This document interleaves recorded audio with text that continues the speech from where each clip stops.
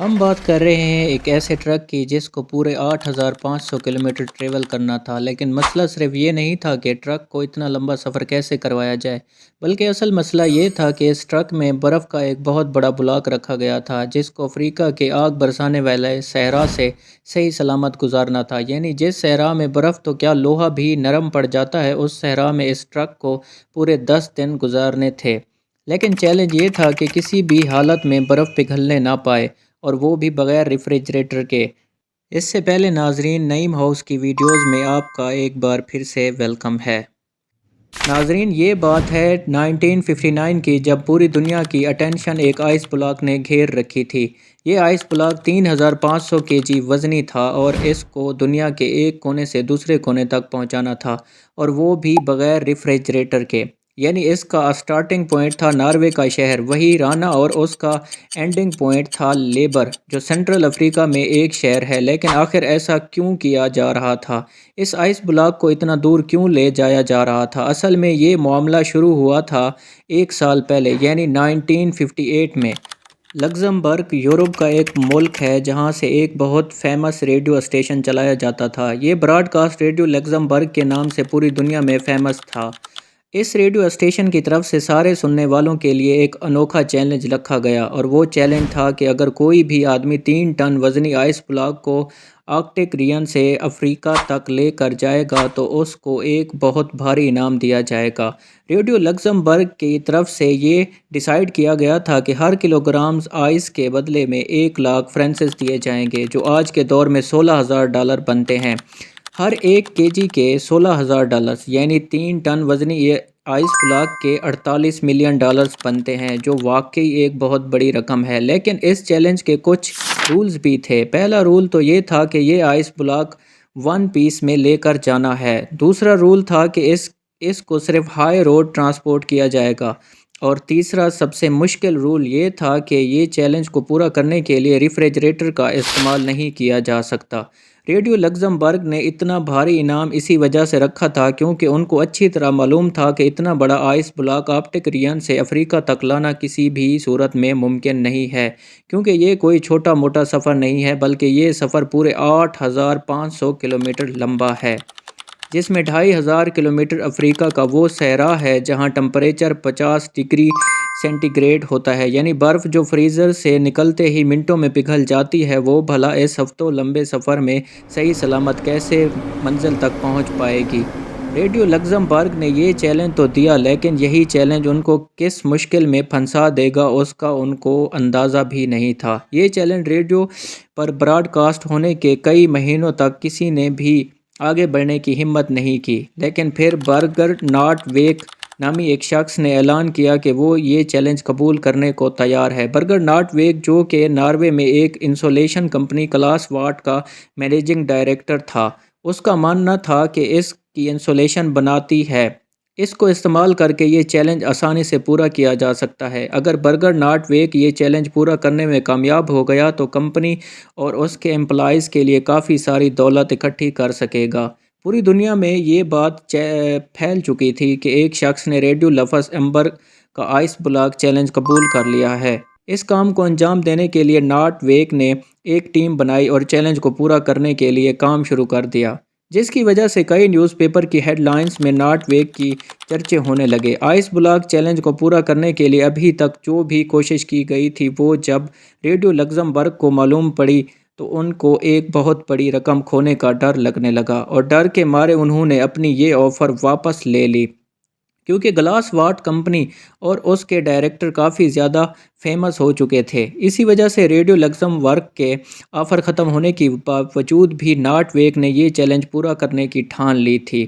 ان کا ماننا تھا کہ اگر ان کو پیسے نہ بھی ملے تب بھی وہ یہ چیلنج پورا کریں گے، کیونکہ ان کی وجہ سے ان کی کمپنی کی پبلسٹی میں اضافہ ہوگا۔ یہ چیلنج اب سٹارٹ کرنے کا وقت آ چکا تھا۔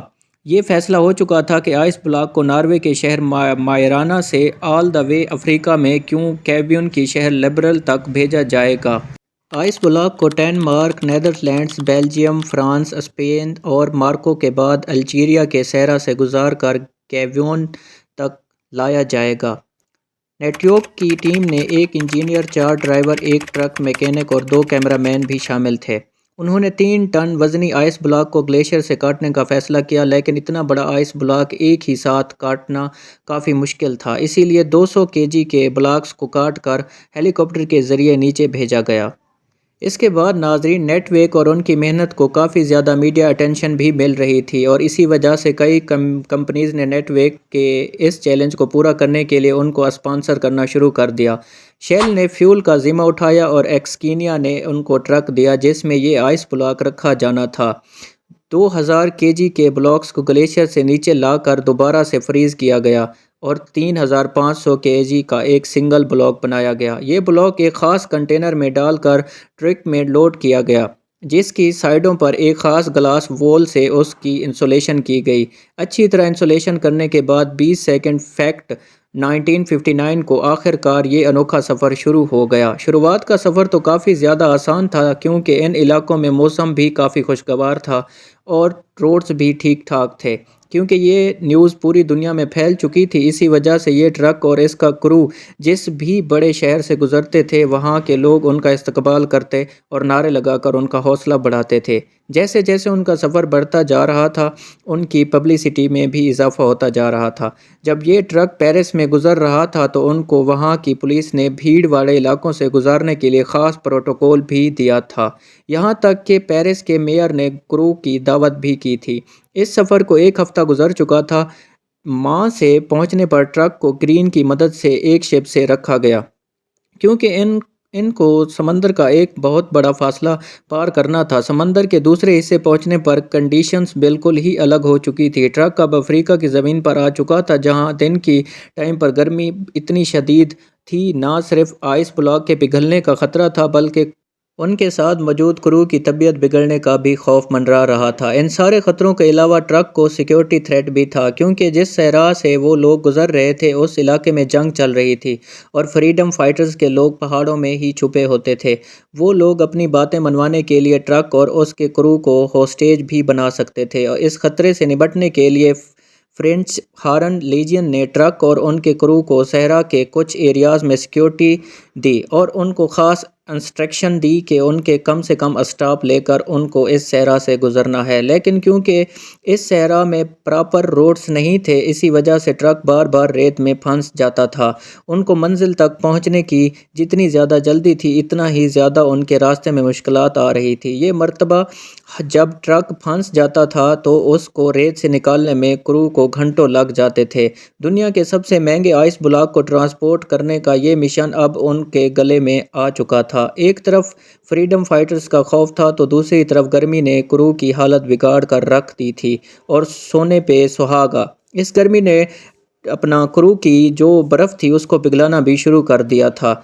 اسی وجہ سے ناظرین، اگر کریو یہاں پھنس گیا تو نہ ہی ان کا مشن پورا ہو سکے گا اور نہ ہی ہزاروں میل دور سے نکالی گئی برف بچ سکے گی۔ صحرا سے گزرنے والے مسافروں کے جانوروں کو انہوں نے پگھلنے والے برف کا پانی بھی پلایا، جو کہ اصل میں دنیا کا سب سے مہنگا ترین پانی تھا۔ کئی راتیں انہوں نے ریت پر ہی سلیپنگ بیگ بچھا کر گزاری اور آہستہ آہستہ مشکلات کو فیس کرتے منزل کی طرف بڑھتے گئے۔ آخر کار وہ اس صحرا کو پیچھے چھوڑنے میں کامیاب ہو ہی گئے اور اب ان کی منزل کافی زیادہ قریب تھی۔ اس کے بعد ناظرین، پورے 28 دنوں کے سفر کے بعد ٹرک، کریو اور بچا ہوا آئس بلاک لبرل پہنچنے میں کامیاب ہو گیا تھا۔ لبرل پہنچنے پر ان کا بھرپور استقبال کیا گیا، لیکن سب کو صرف ایک بات جاننی تھی کہ 28 دن کے سفر اور مشکل ترین کنڈیشن سے گزرنے کے بعد آخر کنٹینر میں کتنی برف بچی ہے۔ حیرت انگیز طور پہ جب ٹرک کا کنٹینر کھولا گیا تو اس کے اندر کا منظر دیکھ کر یقین کرنا مشکل تھا۔ جی ہاں، ناروے سے نکلتے وقت آئس بلاک 3500 kg کا تھا، لیکن پورے 28 دنوں کے مشکل ترین سفر کے بعد حیرت انگیز طور پر یہ آئس بلاک کا وزن 2714 کلوگرام تھا۔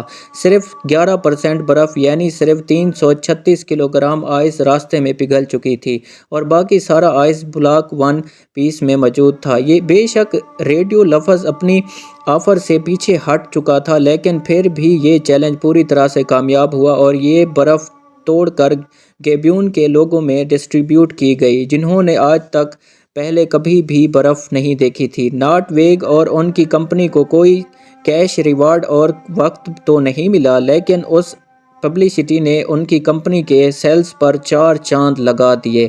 گلاس واٹ آج بھی گلاوا کے نام سے انسولیشن میٹیریل بناتی ہے اور 1959 کے بعد ان کی پاپولیرٹی میں مزید اضافہ ہی ہوتا جا رہا ہے۔